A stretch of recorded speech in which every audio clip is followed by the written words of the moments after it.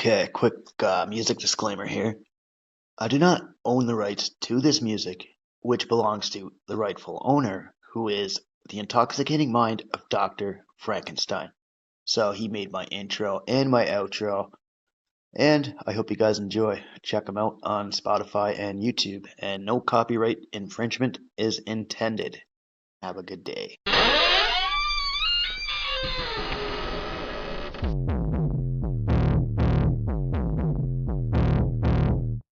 A clear choice of good versus evil, of right versus wrong.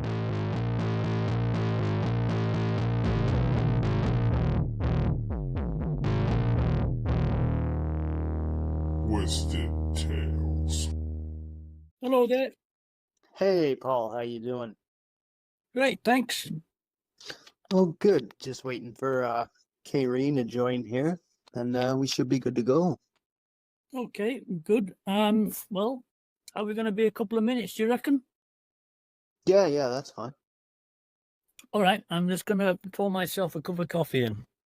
Perfect. Coffee's always good. Yeah, if I brain on.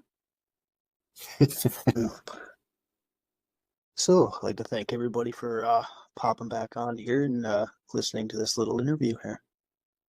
So this is just something between Paul Coleman. He was hiking with Kenley on his trip to save the rainforest here. And I'm just waiting for Kenley's sister to join here so we can speak about all that. So, I mean, just something I can figure out with you guys and everything and get stuff situated, so. Yeah, sorry for the little wait here. Hope everybody's having a good day here. Okay, I'm back. Perfect. All right, just waiting on her here, and we should be good. How was your day going? Oh, another tiring one. Chopping more wood. We get dry wood from one person, but we kind of run out of that, and I also get a few cubic meters of wood from our friend who runs his cows on our land, and we've now existed on his wood, and his wood is anything but dry. Just dumped a whole lot of wet wood, so I'm having to chop it all up into tiny small pieces and dry it as fast as I can. So anyway, it's a bit of exercise. Well, at least chopping it up to smaller pieces, it'll dry a lot quicker anyway. Yeah, exactly. Yeah, it's because he kind of thinks he's giving us something for free. So I mean, it's not really. It's kind of rent, because his cows are on our land eating our grass. But anyway, so I'm expecting another couple of cubes of wood. That's cubic meters of wood from a guy who's a little bit more distant, and this wood is always dry. Well, that's because we pay for it. So. Oh, okay. Yeah. So while that's burning, my friend's wood will be drying. Oh, yeah. No, it's been wet weather here too. Actually, it's been raining all week here. Yeah. Well, last night I felt like I was living under a waterfall. Just drenched. Yeah, we get a lot of rain here, like I think up to 3 meters a year, and it seemed like we got a meter last night. Oh, hey, you got joined in here too? Yes, I'm here. Hi, Paul. Hi, Chris. Hi there. Hey. All right. Well, I guess we could start on the whole hiking adventure with Kenley there. If you wanted to speak about that a bit, and if you had any questions, you can throw those in too. Sure. Me? Yeah. Yeah. Okay. Well, I was interviewed in Washington, D.C. by the Canadian Press Association. It was a very good interview. That was in 1990. And then a few weeks later, which was in January of 1991, around about mid-January, I was walking with my friend Chris through South Carolina. I'd left from Canada a few months earlier to walk to South America, and at this stage I'd walked through New York State, Pennsylvania, Maryland, down through Philadelphia, Washington, passed through Richmond, Virginia, and then North Carolina. And in North Carolina, I stayed with this family over the Christmas period, and then moved on to South Carolina. And in the middle of nowhere, I was walking along with Chris, and this car stopped, and out gets this person we'd stayed with, this one of the family members, and she says, "Oh, I've got someone who wants to come and walk with you." And out of the car stepped Kenley. He had read the article in a newspaper in Halifax, and I'm seeing that decided to open and join us. You heard that before. That's amazing. Yeah, it was a big surprise to us, and we were amazed. I mean, because it I think he took about 3 weeks trying to find me, because I was in Washington D.C. when I was interviewed. But United States is a big place, and it didn't exactly say the route I was taking. Just that I was going to walk, down from the United States through to South America, and so in order to find me, I think first he hitchhiked. He went over through to Toronto, because that's where I used to live. He eventually found his way back to Kingston, Ontario, where I started from. And then he traced my route until eventually, somehow, in Raleigh, North Carolina, he managed to get in touch with the family who we stayed with over Christmas. And it was an epic adventure. I was very surprised, to say the least. Oh, very cool of him just to pop up and whatever. Like, I mean, adventurous and everything else. That's cool. Yeah. He said at the time, this is 30 odd years ago, so I'm going to try and remember as much as I can. But he said at the time that, like, I don't think he told his family exactly where he was going, because he didn't really want anyone to know that he was he was buggering off into the middle of nowhere, to find some guy on this journey down to South America. And I guess that once he found us and knew how everything was going, I guess he would have contacted him there. But he was with me through South Carolina, Georgia, Alabama, Mississippi, Louisiana, through New Orleans to a place called Homer, and that's where he left with my friend Chris. So that's where you went his way, you went your way and he went his way. Yeah. I carried on down towards Mexico after that. Okay, and he didn't join up with you after that or anything? Any reason? No, because you remember back then, I mean, there was no such thing really as the internet, World Wide Web, it didn't exist. And I mean, everything was mail or phones, so once I left the place, I was rarely in touch with anybody. I was rarely even able to get hold of any of the media. So that's why I was surprised when he turned up that he had read something in Halifax, when I was interviewed in Washington, D.C. So back then, once somebody said goodbye, that was it, and, I was on my way down to South America, and I wasn't even in touch with my family, because going through Central America and South America, there was just no way to get in touch with them back then. Right. Very hard. Very hard to do back then, too. Yeah.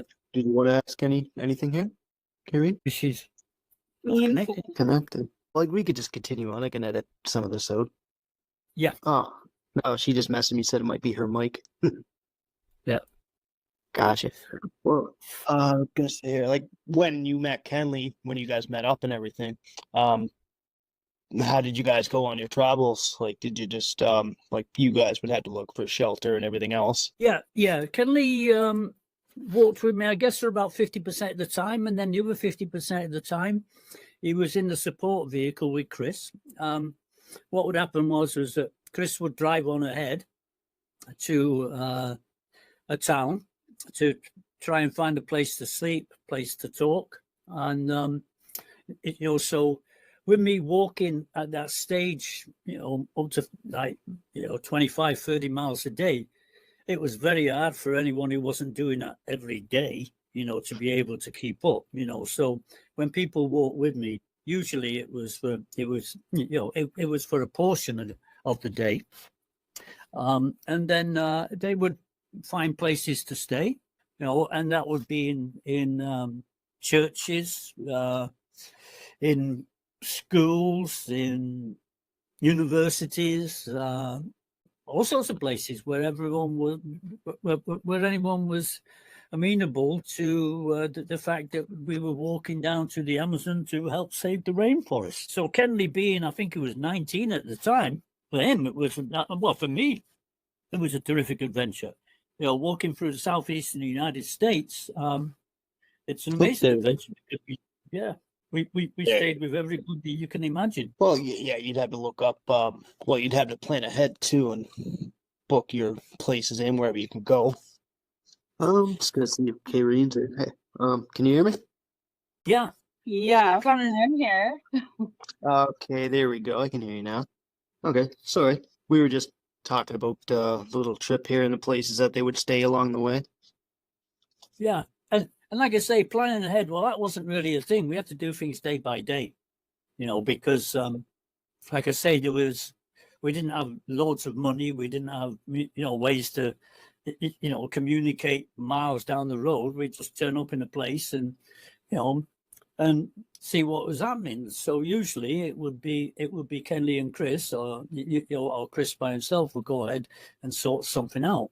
But one of the things I wanted to talk about was Kenley's trip to meet us, because I do remember that it was quite, when he was telling us about what happened, it was quite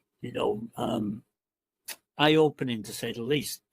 He had a really potentially dangerous experience because he hitchhiked and he ended up staying somewhere. I think it was Montreal or something.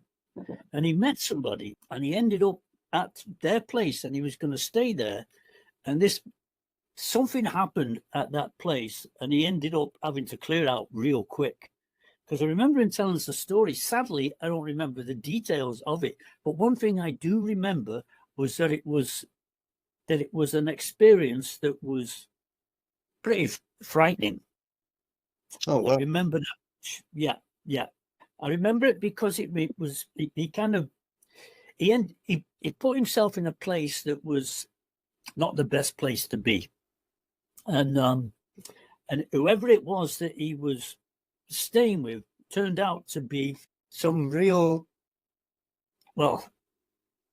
very dangerous, apparently.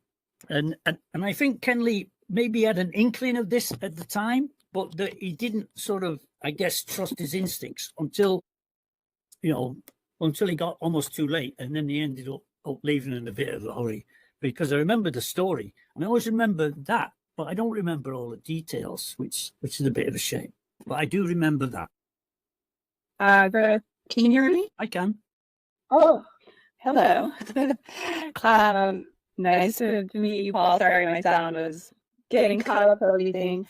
Did you need on the way to meet you? He stayed in Montreal? He stayed and he had a dangerous, encounter or whatever in Montreal on the way? Yeah, it was on the way to us, because when he got out of the vehicle, we obviously asked him, well, how did you get here? And then he told us this whole incredible story, and that was one part of it, was this nightmare experience that he'd had.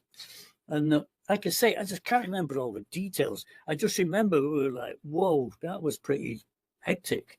Yeah.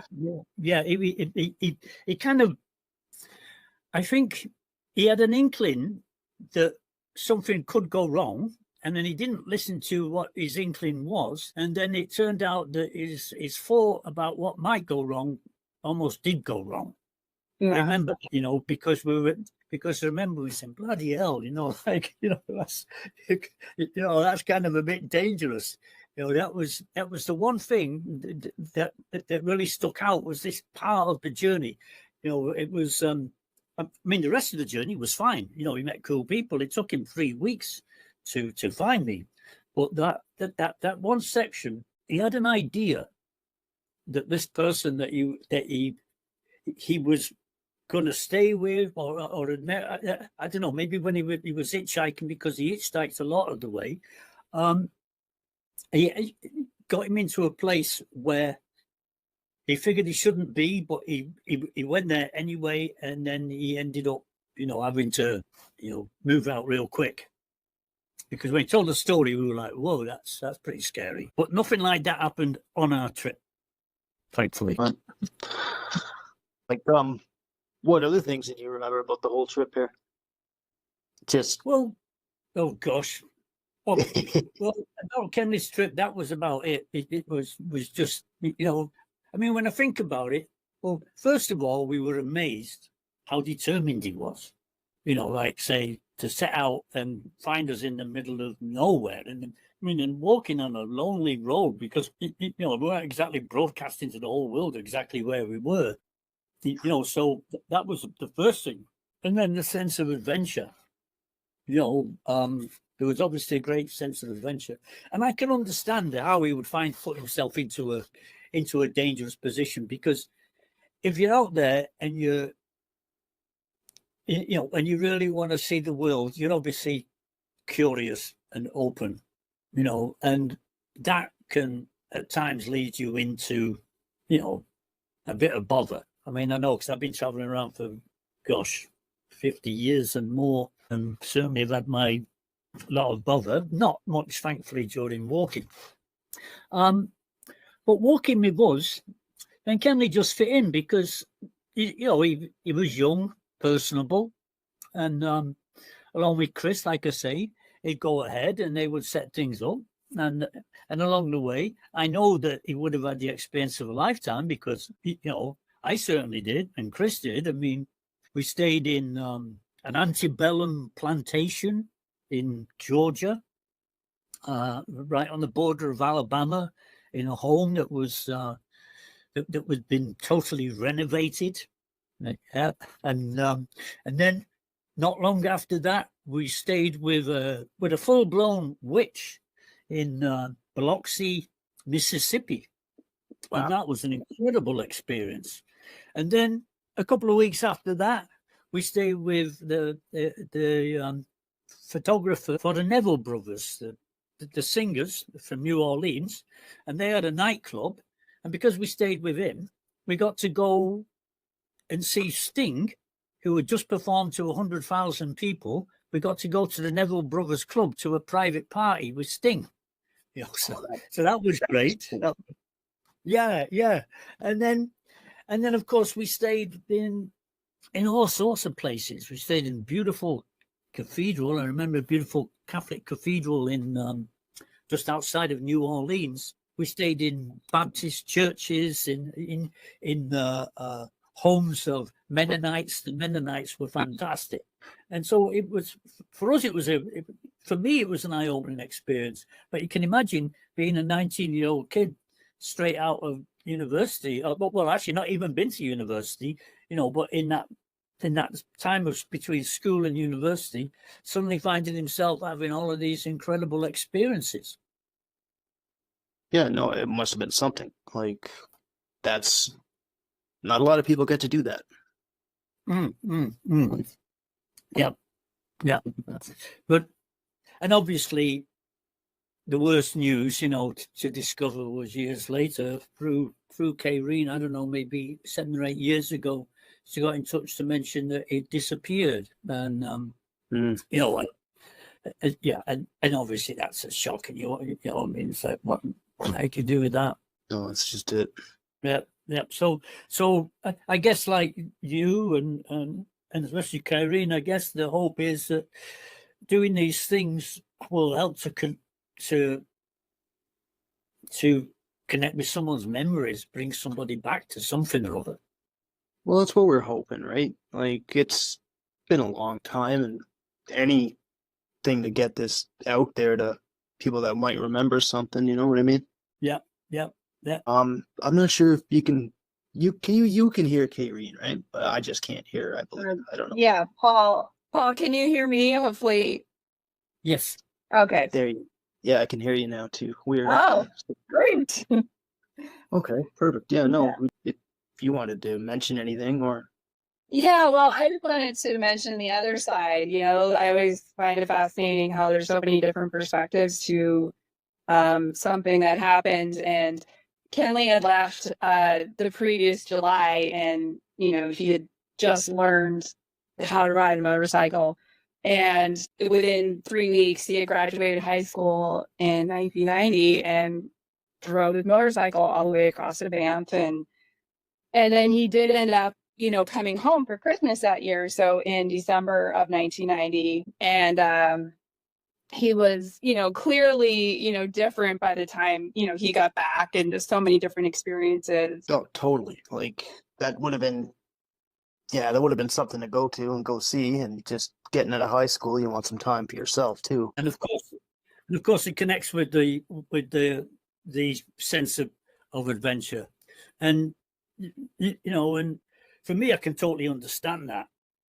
Having spent all of my life traveling around and by myself, so I can well understand that, and I can well understand, like I say, how you can find yourself in a bit of a pickle, just totally out of the blue. And talking about a motorbike, I was once I was at the Isle of Wight Pop Festival in 1970, and I had hitchhiked there. I was 15 years old. I was hitchhiking back, and this guy picked me up on a motorbike.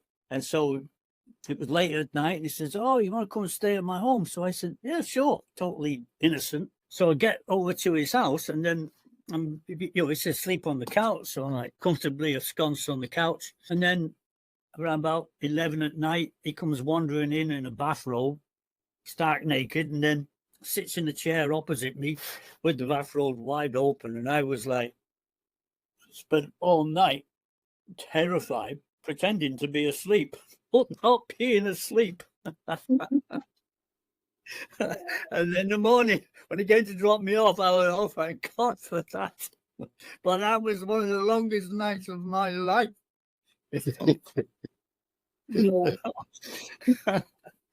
it didn't stop me from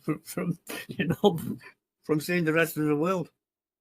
No, and that's a good thing that it didn't. Like, you did a lot of good work with all this too, like all the environmental stuff, everything. Like, no, that's really cool. Yeah, and I guess that's what interested Kenley too. It was the thought that this was like, it wasn't just somebody walking around the planet just for the sake of walking around the planet. It was somebody walking on the planet to help the rainforest, to help the environment. And I think that particular aspect of the walk is what interested Kenley. Oh, for sure. Yeah. I do have that on April 25th of 1991, my dad wired Kenley $500 to Louisiana at the end of his, as it ran its course, the walk, and to get to Alberta. And that's soon afterwards, he started tree planting in British Columbia. Oh, cool. Oh, that's cool. Yeah, well, I wish you would have wired the $500 before. But that's great. Yeah, I was thinking that was around about the time they left. It was when I was in a place called Homer, or just before Homer. They came out. They went back, I think, to New Orleans, and then came out when I was staying there. I was staying with a Hell's Angel and his mates. That Hell's Angel called Flea. And Flea was, built like a brick shipyard. Yeah. Oh, that was really funny. He had a friend called Bones. And Bones was about 6'6", massive. We went over to his trailer one day. I walked into the trailer to say hi to Bones, opened the door, and the very first thing that met me on the other side of the door on the wall were two Magnum pistols crossed right in front of me. So I sat down and I said to him, "So what are the guns for then?" He said, "Tax collector."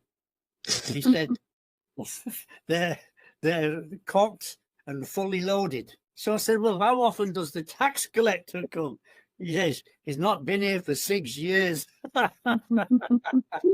Well, So we had plenty of times like that, like of very, very, very unique times. yeah. I remember Kenley talked about Louisiana at the very end, and he indicated that things got a little crazy. There was a family that you had stayed with that volunteered to host, and that Chris, he said, fell for one of the girls, or there was like one of the daughters or something, and that the local family was not like, I don't know, thrilled with this connection or something. And it got a little, I don't know if you remember that or not, but I do remember Kenley telling me that. No, I don't remember that part of it.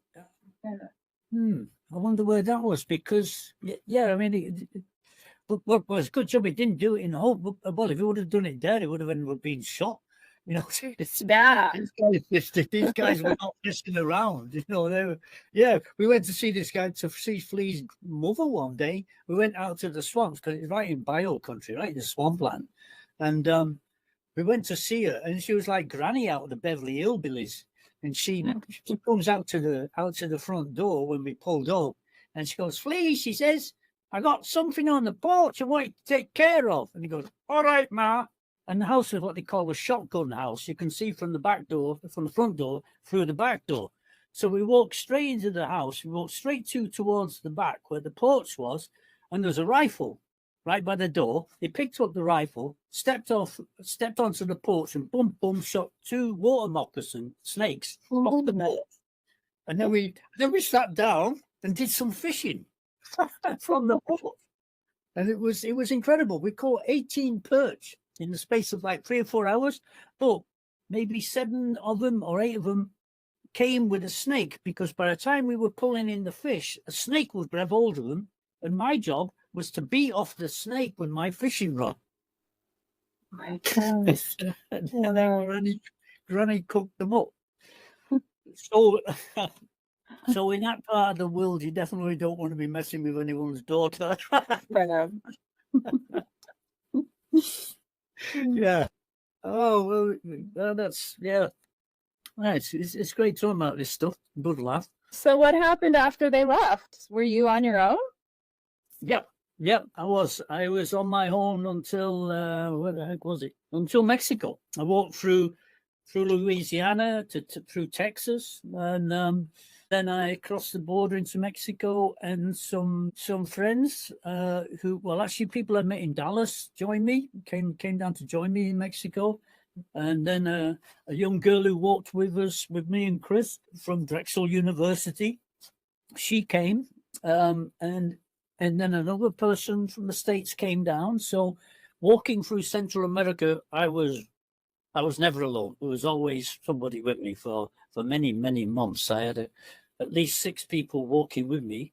And then when we come into towns, then there could be as many as 10,000 people waiting to plant trees, especially through Mexico. So that was, the States was the most difficult bit. It was, and that's another thing too. This was no sort of joyride, because we weren't, sponsored by anybody.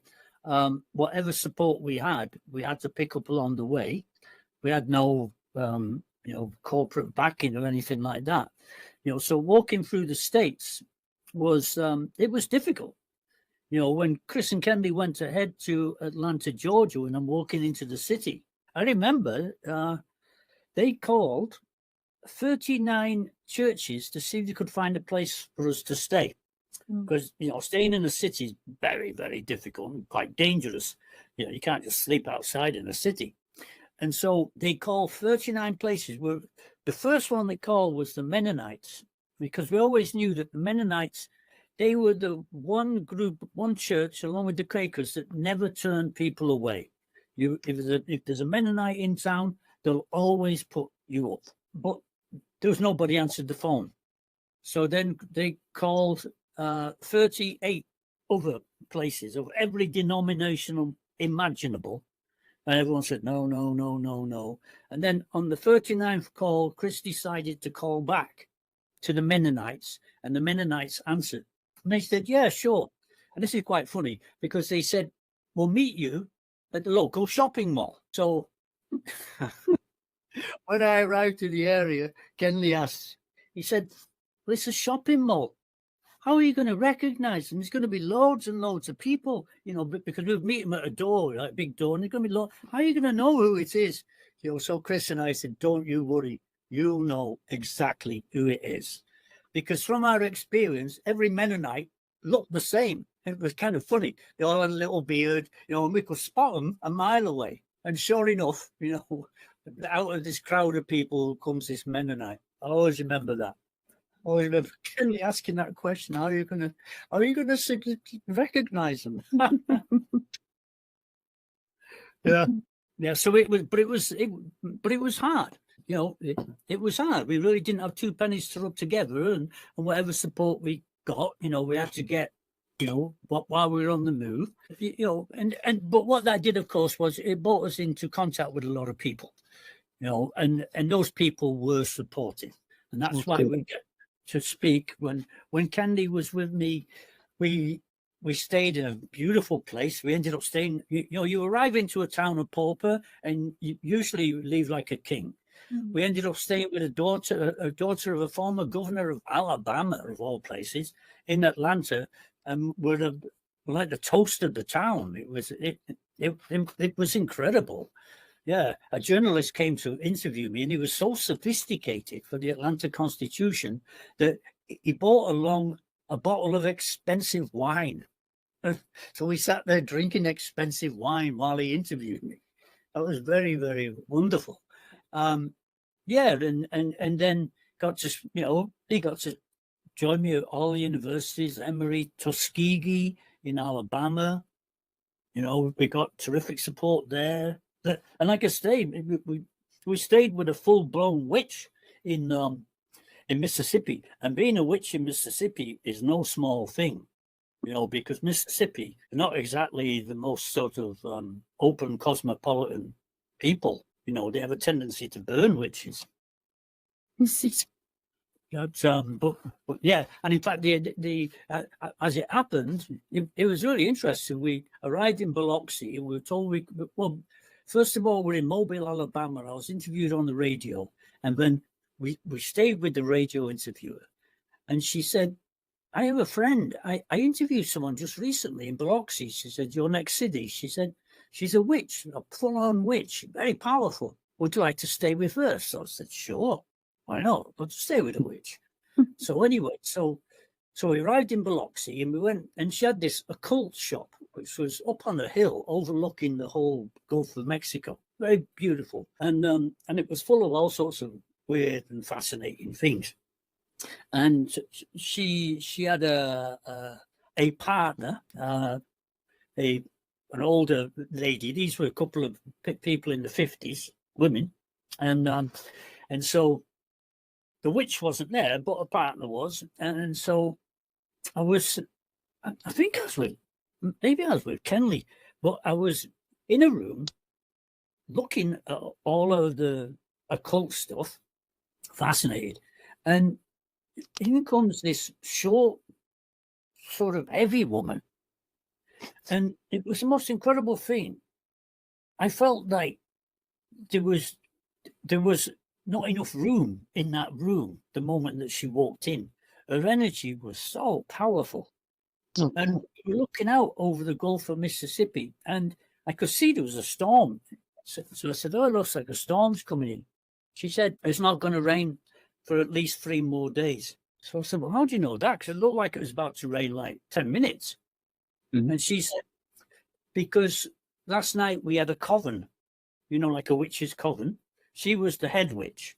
And she says, when we have a coven, it never rains 3 days before or 3 days after. So it's not going to rain for 3 more days. And I was like, oh, that's confidence. And anyway, we walked along the coast towards New Orleans from Biloxi, right along the coast. And that storm stayed off, and it didn't come in until the 4th day. Most incredible thing. Mm-hmm. Yeah, we had some wild adventures. Well, that all sounds awesome. Like, that's really cool for you to share with everybody too. Thank you. Yeah, it was yeah. Oh gosh, yeah.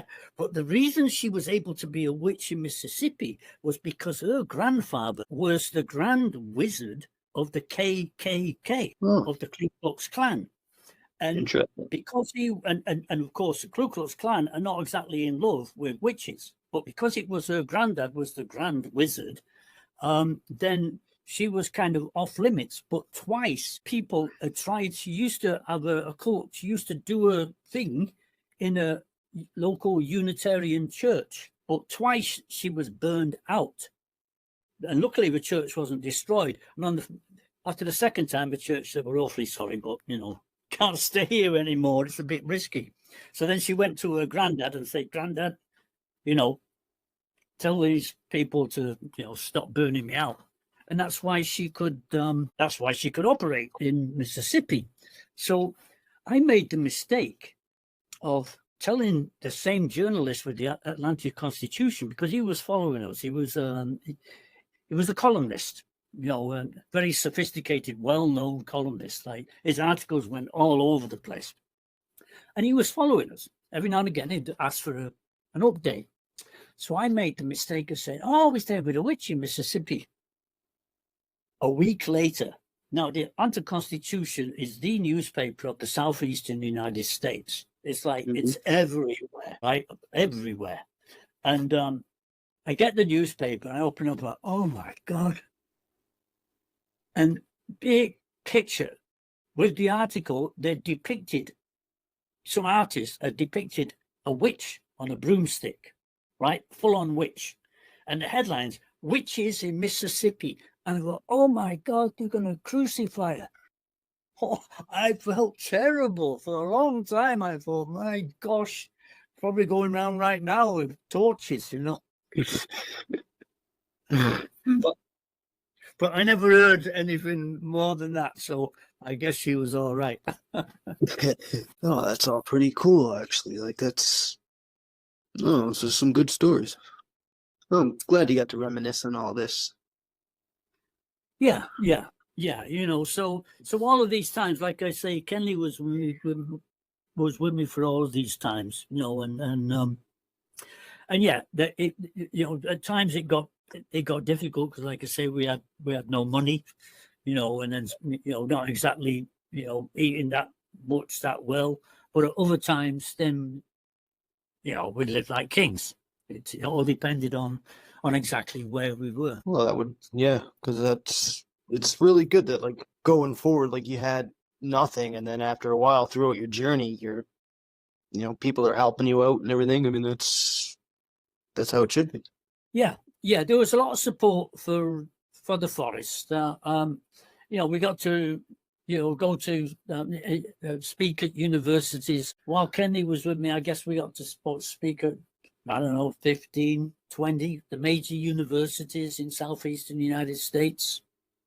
Got to go there, and then we'd stay with the students. The students would put us up, and then they would often help us, financially. By the time we left, we'd always leave with a little bit of money or something, or food or whatever, so to keep going. Yeah. So there was enough interest for the forest and the preservation of the forest to be able to get through. But to be honest, the United States was the most difficult place to walk to. It's really funny, but you think, everyone in the United States would say to me, like, say for instance, I'd be in North Carolina and they'd say, "Oh, South Carolina, you're going to find it difficult here. You can hardly survive here. Not like us, down in South Carolina." If you get to South Carolina and say, "Oh, Georgia, going to be able to," and it would go on. Each state would say the next one was going to be worse than the one I was in. And then, but every one of them would say, "Oh, but Mexico, they're all bandits down there. They're going to rob you. They're going to kill you." And that was what I heard virtually all the way through the United States when I mentioned going through Mexico, but it was when I got into Mexico, I was treated like a king. I never went hungry in Mexico. Walking through the United States was a genuine struggle. we got through it, but it wasn't exactly a bowl of cherries. There was a lot of very hard times in there. So I've really come to the understanding that, it's in the nations, the rich nations, that they're rich in materialism, but not so much rich in, on the spiritual side of things. In Mexico, they don't have much to give, but they give it. And, and consequently, they're, from what I can see, happier in these countries, and in the countries where I was supposed to be starving and robbed and mugged and shot and God knows what else. I've always had the most wonderful welcome. It's really fascinating. Oh no, that's awesome. Did you have anything else to add, Kayleen? I'm just fascinated, Paul. Like, I'm sitting here with my jaw on the floor because Kenley did not travel, tell people about it. Now with social media, I would think things would be so incredibly different if this story were to take place now, compared to 1991, which he was only 18 when he was with you. So he turned 19 right after in May. But yeah, he was 18. I and I mean, I was younger, so of course to me he was still my older brother. But it's just shocking that he was 18 years old, and that what you went through, I knew it was really challenging. I remember him sharing that. But these details, the 3 weeks that it took him, so I remember when my dad dropped him off, he dropped him off at the big stop, which is the Irving big stop in Falls Cove, which is just across the causeway from the island where we are from. And he was planning to hitchhike to Ontario. So he went to hitchhike to Ontario and then found out all this information. And I'm guessing he must have hitchhiked over those 3 weeks to try to find you. And the fact that he found you without cell phones or social media, it really makes you think about how did something happen in the smallest town, university town, after meeting all these people, being in these situations, these potentially dangerous situations, and he's in one of the safest environments possible, and he disappears without a trace with less than 2 weeks after being at Acadia. So that part is the gut punch that is just so ongoing, for us. Trying to make sense of this, after hearing of every single day, you were on the side of a road, there were so many different things that could happen. As you say, there was every step you took, you were this dangerous way, but it's the universe took care of you, and for whatever reason, whatever happened to him, it's that's what we want to know. It's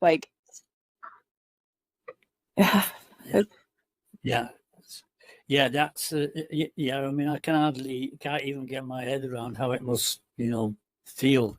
Yeah, I mean, it's because it's unimaginable, for anybody, like me, for instance.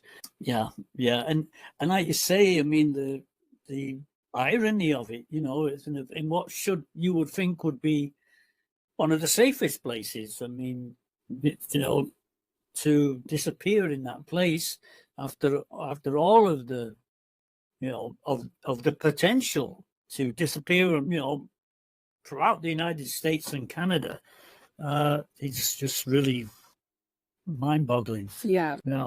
Well, I can only, hope, that something turns up for you. How are the police treating this? Do they take a look at this every now and again? I mean, what's the deal there? Well, there was a search done, which was done just over a year ago, and this all came from, information that was given to us and seemed to have validity to it. And then that eventual search with the police in Canada was done over a few hours, and I think it was in August of last summer. And ever since that, it was determined in this one area that his remains weren't there, and then it has not been explored at all since then. We actually don't even have like an investigator assigned to his case right now. Well, yeah, because you see these cold case things, and and yeah, Yeah, the police don't necessarily have a role in trying to solve the case. So that's, that's my take on it, is that it's never been properly looked at. And even at the time, there was a lot of just a lot of things that just didn't line up at all. And still to this day it's still the same. No, yeah. even I mean, you think after 30 odd years, I mean, that like say, well, this is not someone who's kind of like just decided to go off and live in the hills or anything like that, like this is like for someone to disappear and have no trace whatsoever. Yeah. You'd have to be, yeah, I mean, that's virtually impossible. Yeah. And he worked very hard that summer. So this would have been the summer he did the tree planting, and, right after he left the walk with you. And then he went back again the following summer. So, I mean, you're talking very hard conditions, like mosquitoes and heat and, really hard manual labor. So he had saved, he had like $3,000 in his bank account, and he had already paid his tuition. I mean, he was settled in. Like, there's no way, like, we are very, money conscious. We're, Scottish background. Like, you work hard for your money and you spend it wisely. Like, he wouldn't have just left. So that's where, and I had dreams, very, very strong dreams about like where, just coming across the wrong person at the wrong time. And I can almost like feel like you're like how you were describing that experience he had in Montreal. Like, I have felt that, like, where he had a moment like that, oh shit, like moment where he knew he was in a situation that he was in trouble. And I can just almost like feel it that it happened. And like, that's just how strongly I feel like I know that something like that happened. And it's like the people that came forward have basically supported that. Like, like, why do these people come forward? This makes no sense. So that's just what we're left with. But it's like very hard to pursue without the support of the police and them willing to go in and start, review interviews, review some of the work that was done. Yeah, well, I certainly hope that sometime in the future something happens along that way. Yeah, I hope they find something or any clue or anything little. Could be something so huge, right? Yeah, I think it'll come down to somebody who was directly involved, and maybe, somebody that finally has the courage to do that and realize that this has gone on long enough, and that, it's like, we're not even looking for a prosecution at this point, my family. Like, we just want to know where his remains are. So, that where it is at this point. So, yeah. But yeah, there's a lot of his survival skills and survival instincts, as you well know, and it's just a very baffling outcome. That's never, it's like, I'm living with it, but it like certainly does not make it any easier or anything, that we've been having to deal with it. So I just pray and hope that somebody will have that courage and really just have that humanity, to come forward. Yeah. So your mum and dad are still alive? Yeah. Okay, yeah, that must be incredibly hard for them. Yeah, it's brutal. Yeah. Well, I certainly wish you all the best with this in whatever way. And I don't suppose there's much I can do, but if there's any way in the future I can help in any way, then count me in. Yeah. Well, you're very inspiring, Paul, and so I think just hearing uplifting stories has helped me, for sure, with Kenley. And he lived a great life. I'm at peace in that Kenley's life. I know he's not with us in that aspect. So I do enjoy and feel inspired. And he was, that I'm glad you got to meet him. And it was really cool hearing about your experiences, because, Kenley was not a person that came home and like, just or kept a journal or shared everything. So it was very interesting to hear what your experience was. You need to write a book. Yeah, well, actually, I mean, I've got it all. I'm beginning to put it all up on my website. Just been a bit busy chopping bloody firewood and living here in Patagonia. But cool. right now, that's exactly what I'm doing. I'm putting things up on the website and stuff like that. And I've got all this stuff in journals. I was just looking through them to kind of pinpoint certain things for tonight. They're not. There are great patches where I haven't got it, and I've often looked around for the media. But I will definitely be writing about all of this stuff at some stage. Interestingly, the book, that's how I met my wife, was because I was speaking in Japan, and I just finished to work for Japan, and I was speaking, and she was in the audience, and she came up afterwards, and she asked me a couple of questions. And one of them was, she says, I'm an author, she says, and would you mind if I wrote about you on my blog? So I said, oh, that'd be fine. The next day I was leaving to go back to Britain.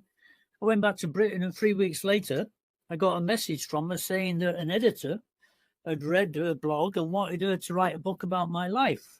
So she ended up writing a book about my life in Japanese. Well, that's what brought us together, was the book about my life.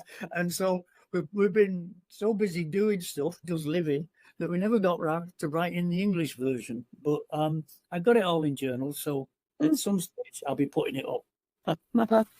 Yeah, I've done a lot of writing as well. I've written a book, but it's in a work in progress. And this whole case, everything is just like a volcano. It's dormant, and then it erupts, and it's dormant, and it erupts. And even with the energy around it, it's just like you have to go with the flow of the, what is willing to be revealed, at what time, because you cannot force this case no matter what. That's what I've learned. And I just hope that at some point it will be revealed. I pray for that. That's a very healthy way to look at it, I think. Yeah. And it's, because you can't, I've learned one thing, walking down the road, is you can't, as much as you might want to push things to happen, invariably they happen when they happen. Yeah. Exactly. Yeah. Well, great. Very nice talking to you guys. Yeah, no, it's been awesome, Paul. Well, thank you very much for hopping on. I really appreciate that, and thanks for all your words and everything, all your stories. Really appreciate it. Yeah. And Kyrene, the very first place I visited in Canada was Halifax. Really? Yeah, I was on a ship in 1972 and sailed from Southampton to Halifax on a container ship. So that was the first place I ever visited in Canada. And I'll tell you a funny story. I went for a pizza, and in England you get that. We used to buy pizza by the slice, right? Just a little slice. Mm-hmm. That was, they were cheap in England back then. Well, they were not exactly giving big pizzas, so you always bought them in a slice. And so I went into the pizza restaurant, and I saw the pizza list, and I ordered a large pizza because I thought I was going to get a big slice, right? So they came out with this ginormous pizza, the whole thing. And I sat there and I thought, my gosh, because I'd not really heard about the thing about doggy bags. I sat there and I felt like everyone in the restaurant was looking at this greedy person about to eat this entire huge pizza all by himself. And I got myself maybe through about 3/4 of the way through it. And then finally I stopped eating, and the waitress come up and said, would you like a doggy bag? Take it out with you. That's my memory of Halifax. That's funny. Well, Kenley was born in 1972, so I always think it's very fascinating what everybody is doing in their life at that moment. So who knows? In 1972, you might have been sitting there eating your pizza, and it might have been May 8th, 1972, the day Kenley was born. Who knows? Yeah, well, it was pretty darn close to that, to be honest. Yeah, it was pretty darn close. That's really interesting. Yeah. I'll have to have a look in I've still got my logbook from the ships. Yeah, I remember. Yeah, because I was I went back several times because I was we'd go from Halifax then down to New York and Norfolk, Virginia, back to Europe and then back to Halifax again. So it was during that time. Really interesting. Yeah. Yeah. Well, thank you. Yes. Nice to meet you. Yeah, you too. I could listen to you all day. You should. You're right. You should definitely do read your book. And that might be a nice experience for people. Yep. I am looking at all of those things because I do give a lot of speaking engagements, and that's why I can remember this stuff mainly because I'm always talking about it. Because I'm always talking about it, I'm always remembering it. So that's been very useful over the years to get out and speak. Because I am quite a speaker, at least since I've been doing this. Awesome. Great. Oh, the cat's looking outside to come in. Yeah, no, thank you very much for hopping on, Paul. Okie dokie. Well, you have yourself a good night. Yep, you too. Bye-bye, Kaylene. Bye, Paul. Thank you. It's nice talking to you. You too. Bye-bye. Bye, Jojo. Hey. Yeah, no, that was... Sorry about the audio and everything. I couldn't figure that out. Oh, that's okay. I'm not sure what was going on, and that started working, so Yeah, no, I can edit all this. I'll send it to my friend, and she'll be annoyed. But hey, whatever. yeah, I haven't told me too bad once once we kind of got going there, and Yeah, no, everything's good now. It was kind of like a little high pitch, like not high pitch, but like robotic or whatever for a little bit, like the echo kind of. But I can try to smooth that out. okay. Yeah, no, that's no problem. And I really appreciate all your time with this too. Like, I appreciate you. You didn't really have to do this. So. Well, you're putting people together, and that's what this is all going to take, because that's the only way that it will ever be solved, is if the right message, the right words, maybe the right moment to someone who knows what happened, and they'll have, as I said, the courage to come forward and just to give a family that peace of mind, because I just don't want us all to go to our graves not knowing what happened. No, and that would be not a good thing. And searching for answers all these years, I'm going through all this too, and backtracking this, I'm looking well, why didn't they fucking do this? And then it's okay. And the whole not treating it as a crime scene, okay, he's a missing person, he traveled a little bit, let's just say he traveled. Yeah. That I didn't seem to be fair to you guys, especially he was reported missing officially, and then after everything else, it's just they never followed up with anybody. Yeah. No, it wasn't until 2012 that it was actually put on the Department of Justice as a crime. Really? Yeah. So that was due to a private investigator that my mom hired, Tom Martin. So he did. Yeah. So he did all the work, and then everything else started to fall into place, I guess. Yeah, well, the tip in 2016 came out of nowhere. The family that came forward, the Kenny family, or the Saunders family. So that was just complete blindside, out of the blue, no clue. That for me, that's really what I believe happened. That was just this total blindside. And at that time, Ron was trying to figure out, he had already done all this filming by then, and he was trying to figure out what he was going to do, how do you end it? And then it was this meteor, hit the entire case, and completely, those last 2 episodes of the documentary just came from 2016 and forward. And that's why it ended up taking such a long time, because, he had already been working on it for maybe 3-4 years, something like that. And then basically had to look at it all again. He had to probably had to re-edit some things and everything else. Oh yeah, film and redo many parts of it, because this was such a huge part of it. Yeah. And like even last summer, I mean, the documentary came out in September 2022, and then there's been other things revealed since then, and so it's been such a journey. It's like you're still, it's like something you're trying to grab. It's like in a dream, like when you're just trying to catch something and you can't catch it. Like you're just trying, to catch it and it can't. And it's slightly out of reach. Yeah. Get it. But I do feel like there's certainly must be some type of cover up, within or something within certain groups. But it's, again, how do you take action on that? It's very tough. Yeah, no, especially it's like, okay, well, where's your evidence of this? It's like, well, Yeah. and so many ideas that go through your mind that, like, what could have happened? Like, okay, maybe if we did this or something, right? But it's just fucking horrible. Yeah.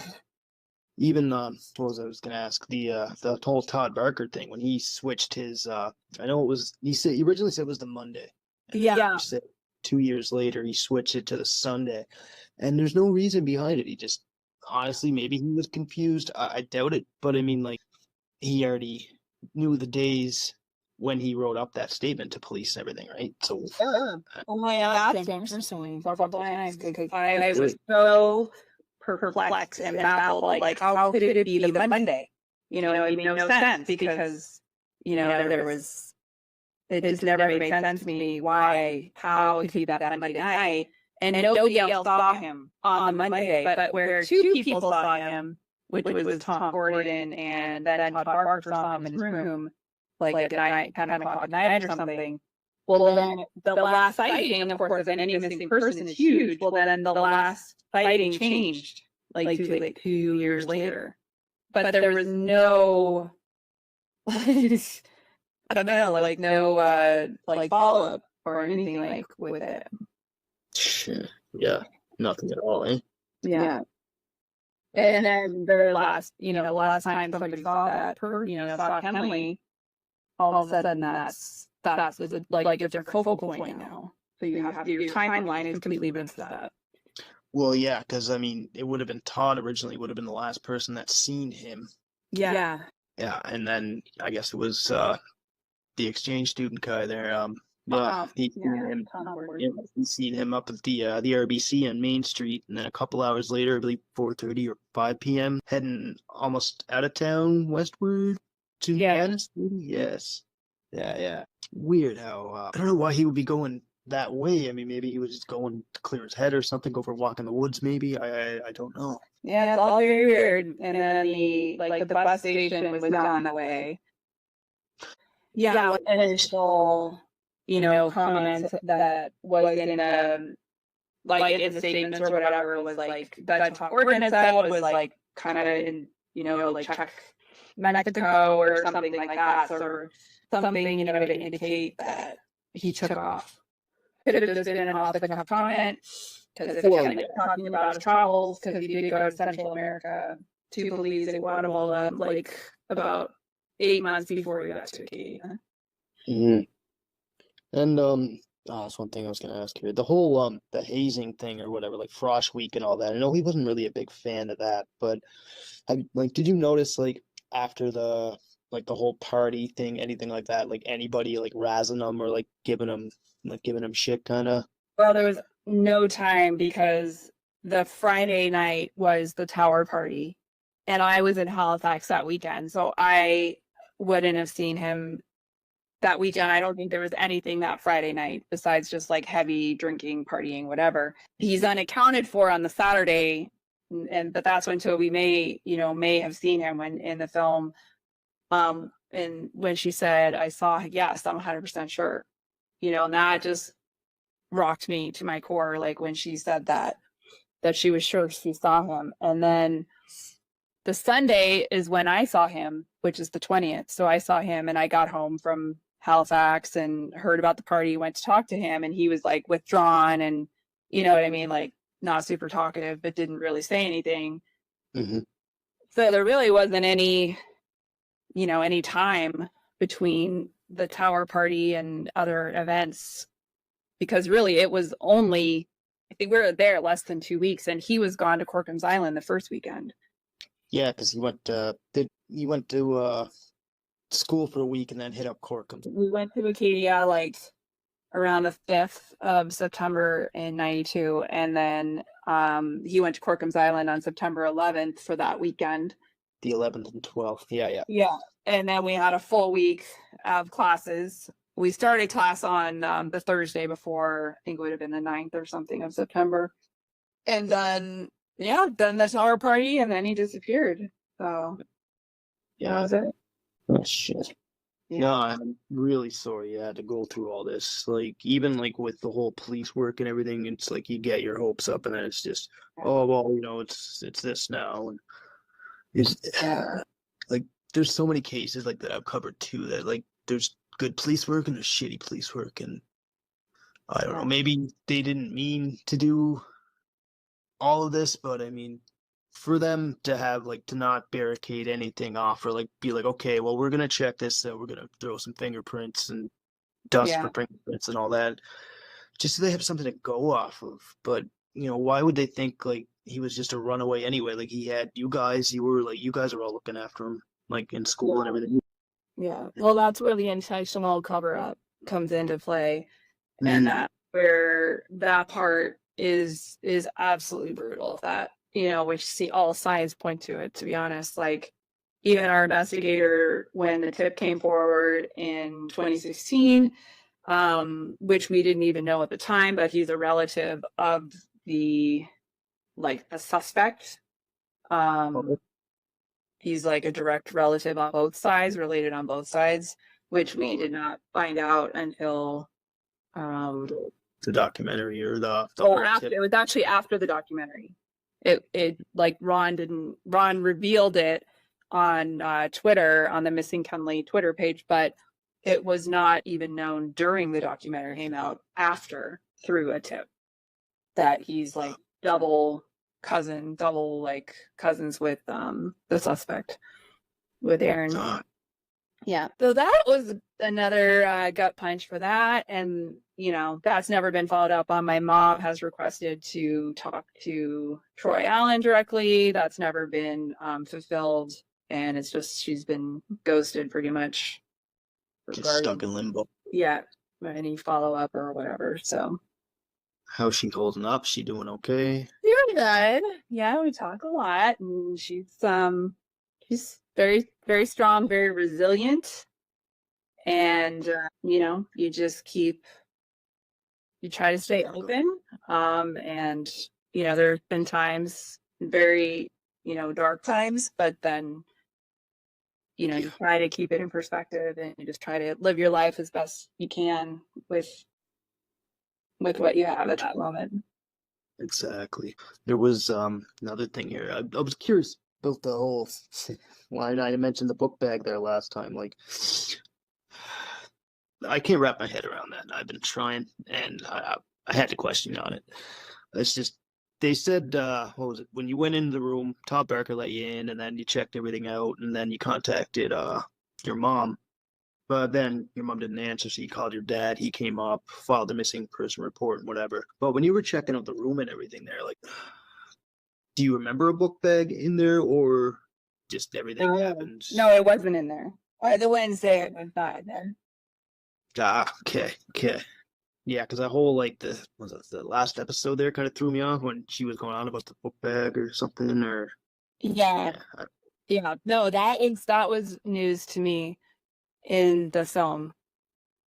When Kirsten calls in and said that he was in his room, that was baffling, because it didn't make sense to me. Because if Tom saw him on the Monday and she was friends with Tom, then why would everyone be worried in that she would go into his room and see the book bag there? Like, there's something there doesn't line up at all. Like, why is she worried if Tom just saw him on the Monday twice? Like, they didn't have classes together, and I didn't see him in class, and I was still trying to, my immediate thought wasn't that he was a missing person or something happened. It was just maybe that which it did not line up, to be honest, with his character. Like, he was a very good student. But it wasn't like him to be skipping class and such. So, that's one regret for sure that I have, that I thought his light was on because I was in the dorm beside him. So I would look up and I was like, oh, well, his light's on, because I knew he was on the 9th floor. But for that day and the next day, I was looking at the wrong window because it was like I was counting in the wrong number or whatever. So that was like crushing. That could that have made a difference? But it was really only 2 days after that Tom saw him on that Monday, because it was like Wednesday that it was kind of like, okay, this just doesn't add up here. Yeah, and then everything starts, like, not panic start to set in, but I mean, like, you know what I mean? Like, your feelings are all jumbled because you don't know what's going on, and then you start to get worried. Yeah, total panic, total worry. Everything goes black, and it's just, the worst possible experience, Yeah. No, I really hope something does come from this. Like, and I'm not trying to just use this episode as anything to gain from anything. And it's honestly like to get all of this out there and maybe to the right people, you know what I mean? Because it's just how it should be. Everybody needs to hear this shit. So, well, if somebody did something or knows something, which they did try to come forward, that's the thing, these aunts of the suspect did come forward, and the uncle, and they tried to do the right thing. So I would admire them for that. Toby, I felt like, tried to give as much information and, try to do the right thing.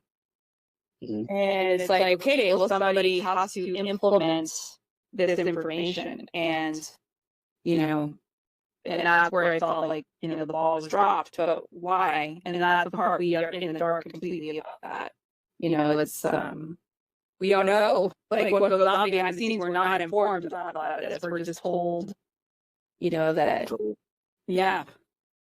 Yes, no, that's not good. Yeah, but, keep going and, it really makes you very grateful, for me, like, for the small things, people in my life, the people, I have a good life and all the things. I am very, very happy in general. So it's like, I try not to let it, cloud my current life, and a lot of people have had really traumatic and terrible things, and I've lost so many people, and it's so heartbreaking. But this is just an interesting case and a special case because he is a missing person, and that's what makes it, very hard to move forward. And because there's, if I'm 95 years old and I find out what happened, then I will welcome that information. Yeah. It's not something you're ever, like, at peace with, not knowing. It's like, of course, if I can find out, I want to know. No, exactly. Yeah. And I hope that you guys find out something soon. Like, even with the whole social media thing, like, I got a good little following on Facebook there. Like, this will get shared around, and hopefully that jogs some memories on something for you guys. Well, or to conscience. Not necessarily memories. It's about somebody's conscience, at this point. Because this isn't, people know what they know, and the truth is the truth. And you either tell the truth or you live with it and you're suffering. So if you haven't told the truth about it, then, and your life is miserable, then maybe break free of secrets that you're holding and pay the consequences, which I highly doubt there'll be any, because that would require the police, but at least you have a family know what happened. Yeah. And that at least is within that, whoever's control is to help with that part of it. Right. No, I hope everything comes forward here soon with that for you. Yeah. But did you have anything else to add on here, or? No, I'm good. I appreciate, Chris, everything you're doing, and I mean, just the fact that you're talking about it is amazing. It's very much appreciated. Not a problem at all. I'm trying my best with everything, and yeah, you can only do so much with anything, and I'm trying to get the word out for you guys, and thank you for letting me cover this case. I really appreciate it so much. All right, Chris. Well, thank you so much, and of course, let me know if I have any questions. Okay. Yeah, no, I'll edit this down a bit, and I'll send you a copy here too, and that way Okay. you can clarify whatever, and then I'll write up my stuff, and then I'll put it all in. Okay, perfect. Sounds good. Awesome. Well, you have yourself a good night. Thank you. You too. Okay, bye.